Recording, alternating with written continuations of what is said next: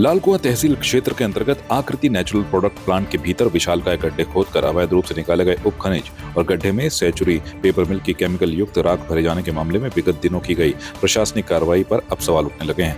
विदित हो कि जिला प्रशासन और खनन विभाग ने आकृति नेचुरल प्लांट में छापेमार कार्रवाई की थी। इस दौरान प्लांट संचालकों ने प्लांट परिसर में विशालकाय गड्ढे खोदकर उन्हें पेपर मिल की केमिकल युक्त राख भरकर पर्यावरण को भारी नुकसान पहुंचाए जाने का मामला उजागर हुआ था, किंतु उक्त संवेदनशील मामले में जिम्मेदार सहकर्मी ने मामला एनजीटी का बताकर अपना पल्ला झाड़ लिया।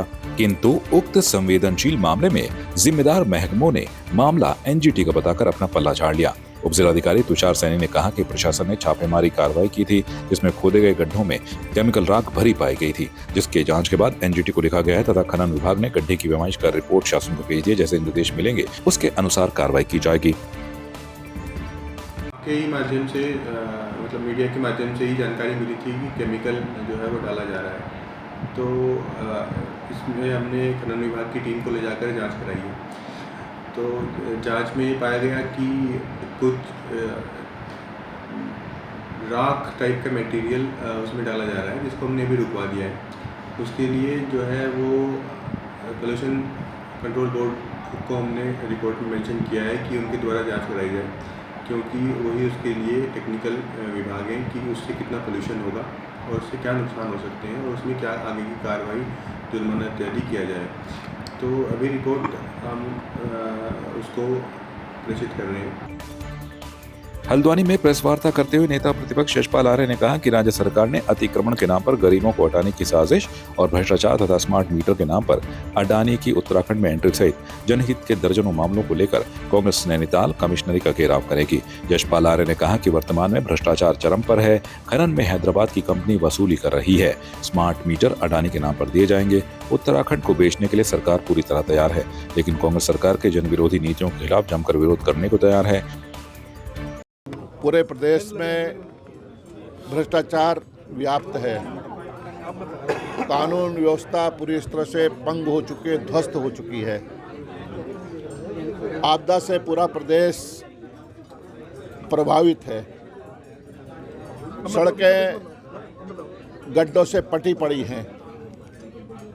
माननीय मुख्यमंत्री जी के आदेश के बावजूद भी, तारीख तय करने के बावजूद भी सड़कों की बदहाल दशा है और यहाँ की नदियों को बेच दिया गया है। आज ट्रांसपोर्टर, जो व्यवसायी हैं, जो मजदूर हैं, वह सड़क पर उतरने को मजबूर हैं, लड़ाई लड़ने जा रहे हैं। स्मार्ट मीटर के नाम पर जनता के कमज़ोर तबके के साथ, जो गरीब है, जो मध्यम वर्ग है, उनको और ज़्यादा महंगाई की मार झेलनी पड़ेगी। सरकार यह चाहती है। और दूसरी तरफ ड्रग्स का, नशे का कारोबार फल फूल रहा है, लेकिन सरकार ने चुप्पी साध रखी है। तो इसीलिए कई मुद्दे हैं हमारे। मैंने सभी माननीय विधायकों से, अपने सीनियर लीडर्स से, कुमाऊं के सभी से बातचीत की है कि जो मुद्दे हैं, चाहे धारचूला का हो, चाहे पिथौरागढ़ का हो, चाहे अल्मोड़ा का हो, चाहे आपका सोमेश्वर का हो, चाहे अल्मोड़ा का हो, चाहे धारचूला का हो, चाहे द्वाराहाट का हो, चाहे चंपावत का हो, चाहे लोहाघाट का हो, इस तमाम मुद्दों को लेकर वह अपने ज्ञापन में हमने शामिल करेंगे। उसकी लड़ाई हम लड़ेंगे। वहीं विधायक सुमित हृदयेश ने कहा कि अब आम जनता इस सरकार से पूरी तरह त्रस्त हो चुकी है।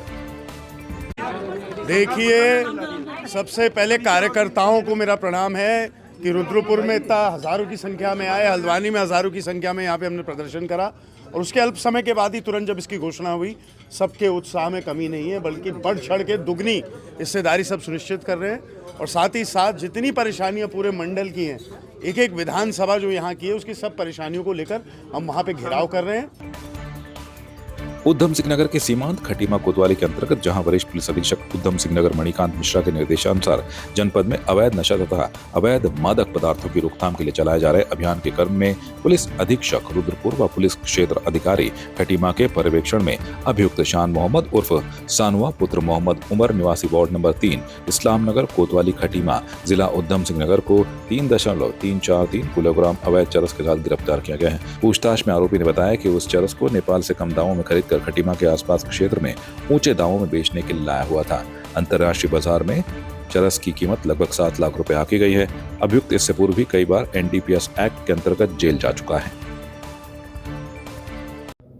माननीय मुख्यमंत्री महोदय द्वारा चलाए जा रहे नशा मुक्त उत्तराखंड अभियान के अंतर्गत एक बड़ी सफलता उधम सिंह नगर पुलिस को मिली है, जिसके अंतर्गत हमने खटीमा क्षेत्र में एक व्यक्ति को चरस की बड़ी खेप के साथ बरामद किया है। जो गिरफ्तार व्यक्ति है उसका नाम शान मोहम्मद है और ये नेपाल से बड़ी क्वांटिटी में लगभग 3 किलो 343 ग्राम चरस इनसे बरामद हुई है। वहाँ से ला करके और खटीमा उसके आसपास के क्षेत्रों में छोटी छोटी क्वांटिटीज़ में इसको सेल करने का इरादा था और इसका लंबा चौड़ा आपराधिक इतिहास है। इस पर पहले भी NDPS एक्ट, मारपीट और आर्म्स एक्ट जैसे संगीन धाराओं में अभियोग पंजीकृत हैं और इसके बाकी डिटेल में इसके बैकवर्ड और फॉरवर्ड लिंकेजेस हम लोग ट्रेस कर रहे हैं और निश्चित रूप से इस बड़ी बरामदगी से जो नशे की प्रवृत्ति है उस पर रोक लगाने में हमें सहायता मिलेगी और ये अभियान लगातार जारी रहेगा।